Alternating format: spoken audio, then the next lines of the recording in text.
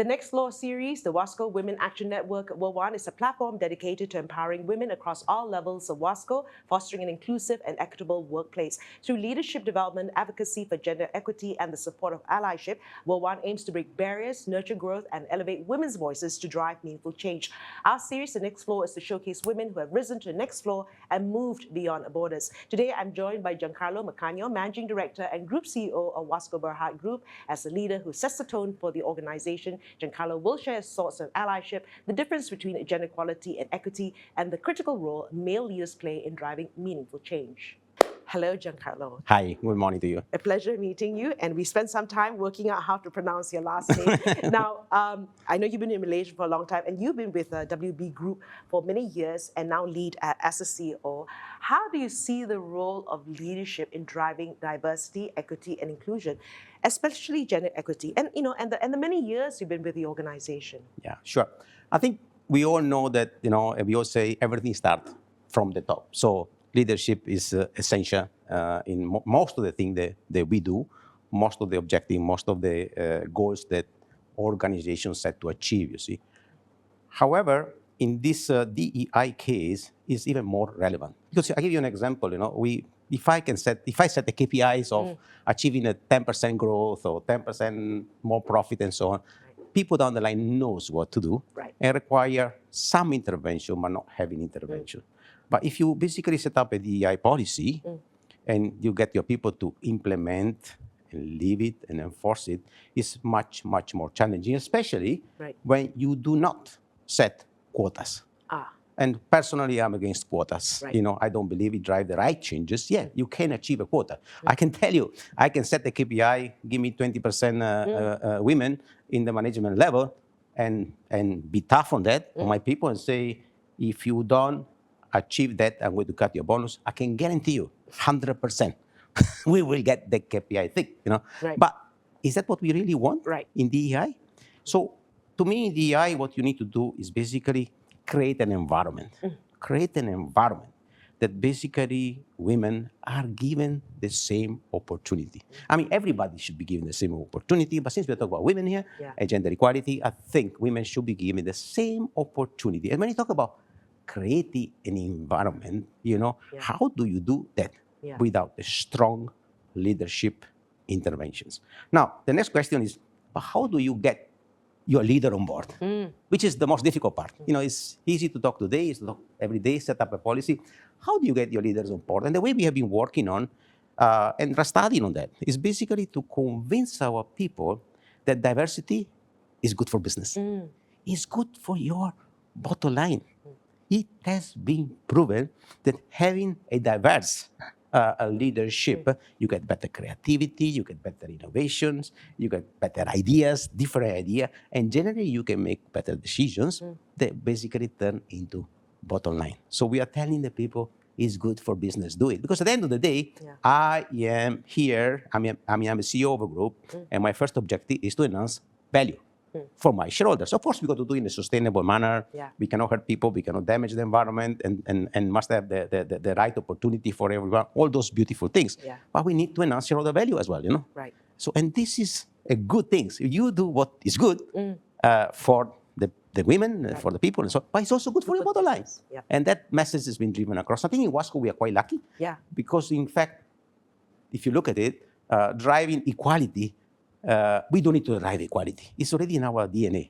I mean, I got such a mixed kind of leadership team with me, and they know, we just employ the best for the position. We don't look at gender, we don't look at nationality, we don't look at background, nothing. You are the best for this person, for this position, you get the job. But the environment in what you said now, in your view, what's the difference between gender equality and gender equity, and why does that distinction matter for companies like Wasco? It matters a lot. I'm glad you asked the question because there is a bit of confusion among a lot of people, even though it's very clear, but to a lot of people it is not clear. So equality, what I call it, is the easy part of it. You just go down there and say, okay, guys, you all have an equal opportunity to work for Wasco. You all have an equal opportunity to be the CEO of Wasco one day. Go and fight for it. And that is good, And I have to say for Wasco is set in place, is part of what we are. When we come to equity, I would call it a completely different story. So equity it's about, assessing where are you versus other people, in order to be equal, to achieve success, to achieve a goal, and so on. And we have to accept that we all start from different places. We don't start all here. Yeah.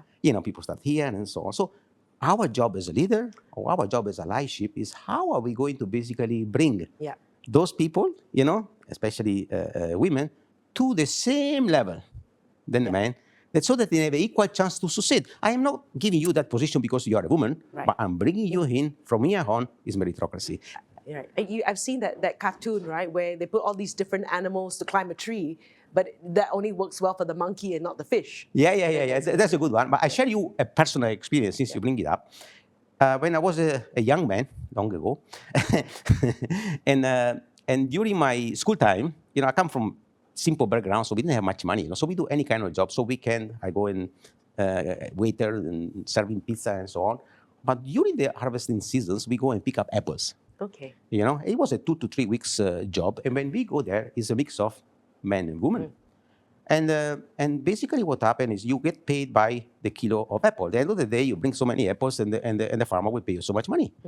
And the first day I saw it, and the women was all 70 kilo, and the man was 100, 120. So every man was collecting more than the woman, but they were still paid 1,000 lira. That time was lira per kilo. Okay. So the farmer did something which I think was extraordinary, Right. in terms of equity. I did not understand now. Now I understand. Okay. The next day, he provided little ladders, stepping ladders, that basically lady could go up and could assess the apple.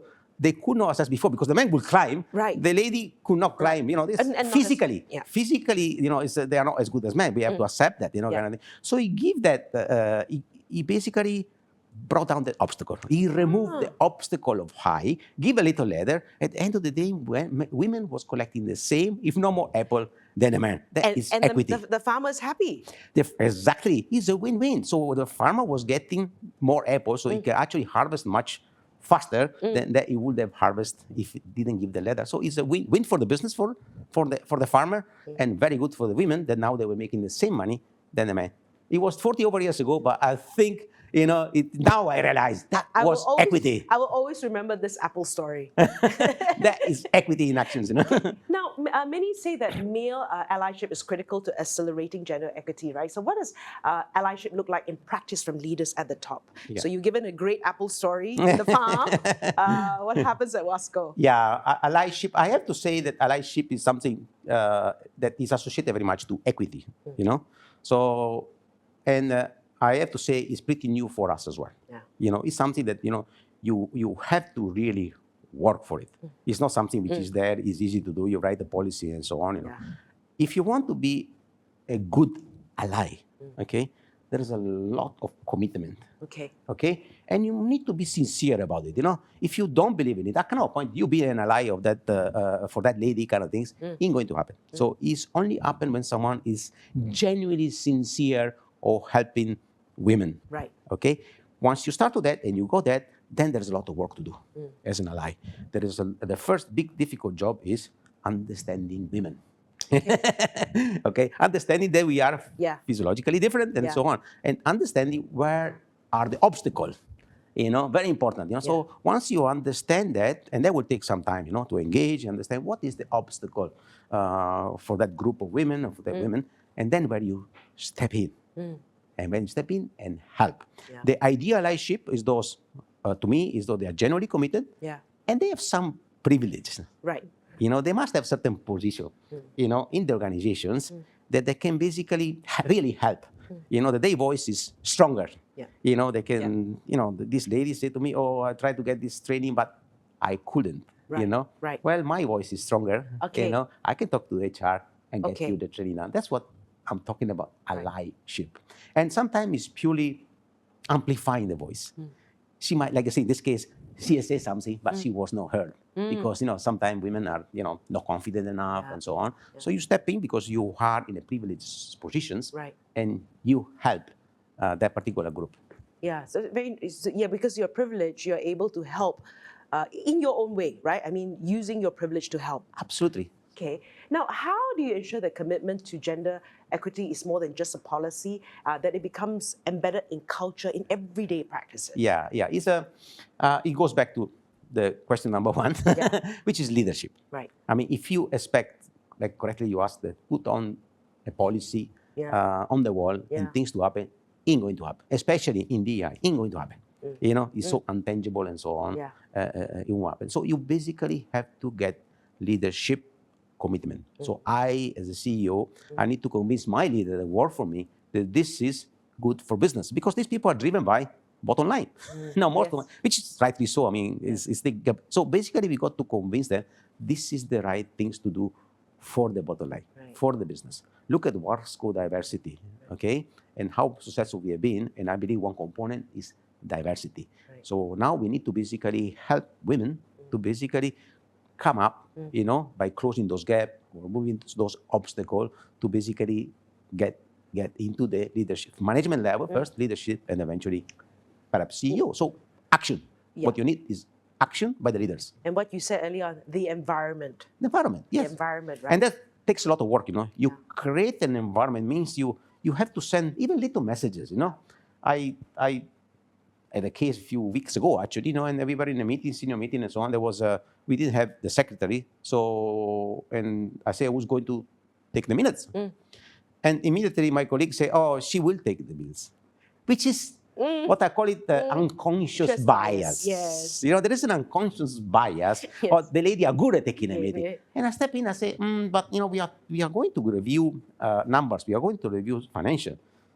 That is a strength. Right. Why don't you, Mario, take the minutes? Because I really want her to focus, concentrate, and present on those numbers. While she's taking meetings, she can't do it, So those little messages, remove the bias, which is very important. Some people do it consciously, and that should be punished. But the unconscious bias, you need to create the environment, that the bias is not there.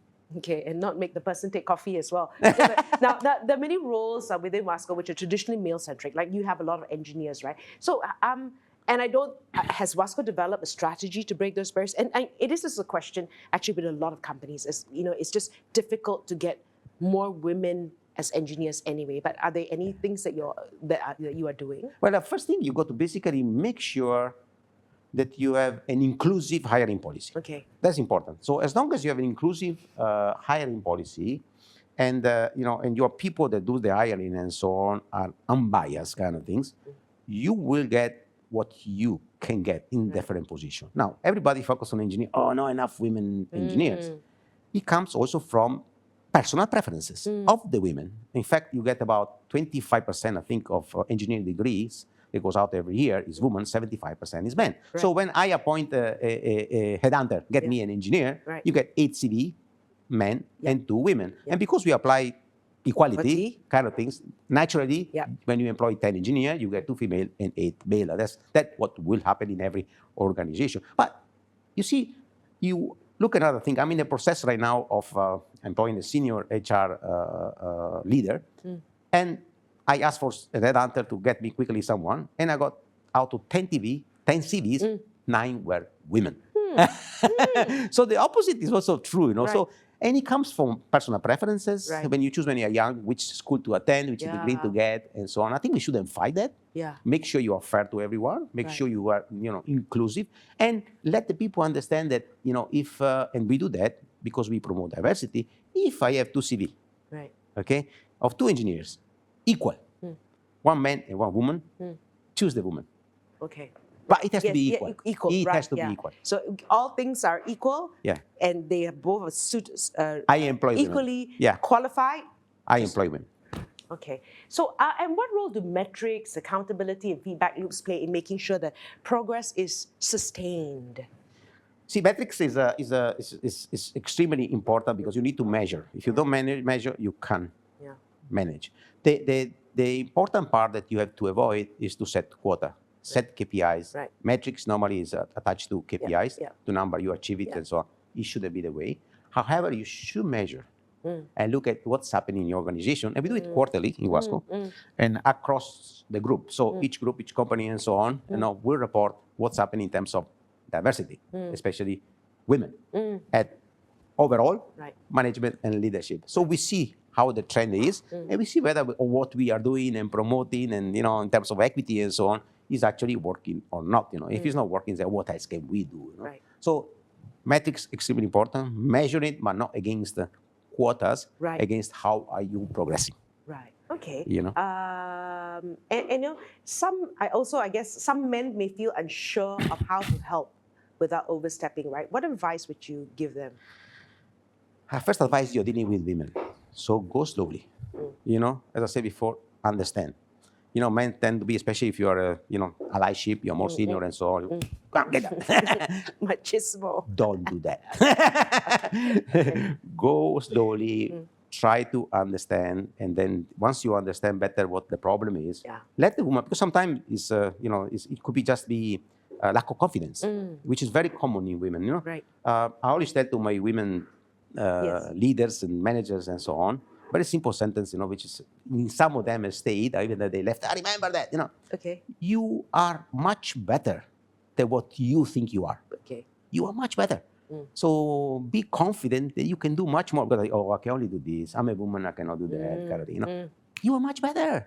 There is no reason why you can achieve more. So send that message. So sometimes it could be only messaging and trying to change and so on.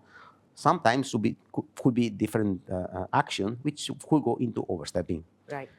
But if you second guess every time you go to do something, yeah, nothing will happen. You can be very safe and do nothing. You will never overstep. So my advice is take the risk.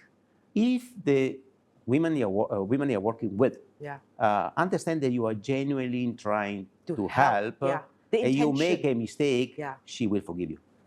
And by doing 10 things, you get 1 or 2 wrong. Don't forget you make 7 or 8 are right, and that will help her. See? So don't stop because you are scared of making a mistake, because then you are not helping. Right. But even what you said, right? You talk about your leaders, that you are more better than you think. Yes. Simple statement like that, and people remember that. Remember that, So Right, and stay with them. Hey, I'm better. When they can I do it? Max say I'm better than what I think I am, so I go for it. So that gives the It's an important component of women. It's confidence. Right. Yes, it's true. It is.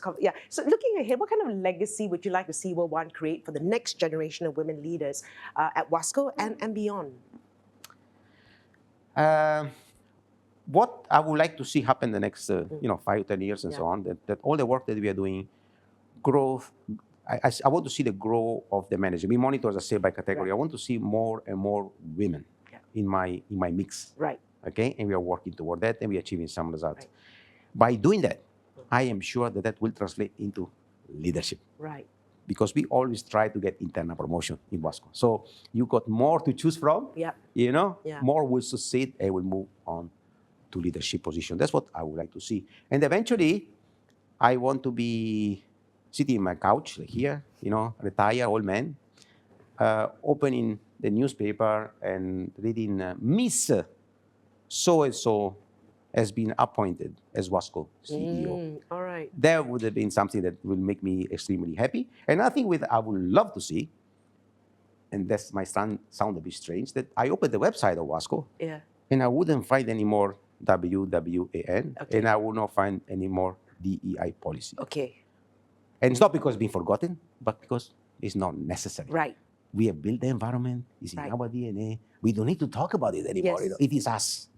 That would be the legacy I would like to see out of what we are doing today. And I know what you mean. So it's not even a conversation anymore. Yeah, exactly. So, so beyond gender equality, what are you, doing around the sustainability agenda? Be it for the company, be it for yourself as well. How are we moving the sustainability agenda? Yeah, I think that we are extremely strong on sustainability and ESG. So we've spoken about gender equality, which is the S kind of it. Yeah. We do a lot of work on the E. On the environment, we have. I spend a lot of time on the on the E. Okay. We have a visions that to be carbon net neutral by next year. Wow. And we are working very hard. Okay. Because we'll be the 2026. Yes, we'll be the first oil and gas energy company that actually can achieve that. Whew. We have done a lot of work. We have invested a lot of money in solar panels and remove all those diesel generators and so on. A lot of work. But we will have something left, for sure. And what we have done 3 years ago, we started what we call it the Wasco Forest. Extremely, extremely proud of that project. Okay. We have already planted 163,000 trees in Pahang on 100 acres land, which are growing. And we have been given by the Pahang state another 30 years lease for another 690 acres of land. And we have started planting as well. Our aim is 1 million trees. Right. So all these 1 million trees that we are planting will basically absorb whatever, whatever carbon dioxide we have left over after all the right things that we are doing in terms of solar energy and so on. Personally, I'm extremely committed. If I don't believe it, and it's very hard to do something you don't believe it. So my house has got solar panels. Right. My cars are all Okay. electric cars and so on, and we try to live as clean as we can. So this is Wasco Forest. Wasco Forest is to me, it's an excellent project. Not many such a project around the world. We talk about 1 million trees. So and we are going to places where unfortunately has been logged before. Right. But illegally we do not know. But has been clearly logged. And we go in and dig around the grass and plant our tree and take care for 2 years and to make sure the tree grows. And we are looking at trees as they grow.